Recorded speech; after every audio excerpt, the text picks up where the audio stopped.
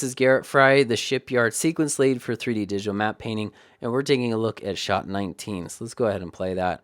We start out here on the left and we pan over to the right, and these shipping containers are really fantastic, and we're going to want to keep all of this and the ground and stuff. We have a little bit of movement from the trees, and that's causing really interesting shadow shapes there. But the rest of this is going to need to be replaced. So you're going to be replacing the entire right part of the frame with shipping containers. And the kind of look that you want is that this is not like a main thoroughfare of, all these shipping containers and the traffic of these shipping movers that are kind of moving things in and out.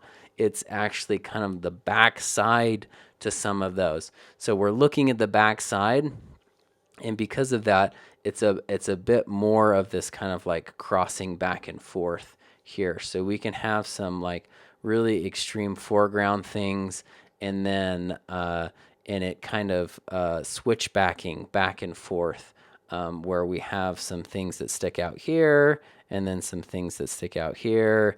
And so that the point is to create something really interesting, and that we're on the back side of all of these, where the main part of the traffic for all these shipping containers are.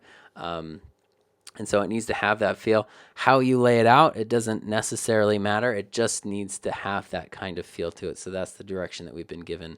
And the lighting is coming from over the shoulder and has this really nice, beautiful light. You can see some of the specular quality that's in these shipping containers. So you're going to want to simulate that. Because that's what we're seeing in the plate here, especially on the shadow sides where we're getting just a bit more reflection. You can notice that this one has more reflection than this one next to it, and so that's the kind of variation that looks really amazing to put that in there. So if you're using 3D assets or using the photography or using a combination of all of them together, you'll want to include some of these really nice extra bits that builds the realism to a level that makes it like believable. So specular variation, the layout, all of those things kind of come together to make a really great shot. And so where you're responsible for replacing the whole right side, you're contributing. Really, you're building, you're designing the shot. The only things you're keeping are these two things.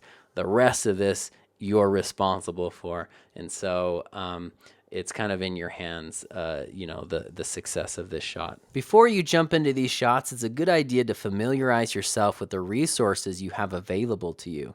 Decide if you're going to use an environment TD, a map painting, or a map painting generalist approach. There are 3 sets of shipping container photos and a bunch of images for texturing. Also, make sure you take advantage of the high-resolution shipping container assets with 3 different level of detail models.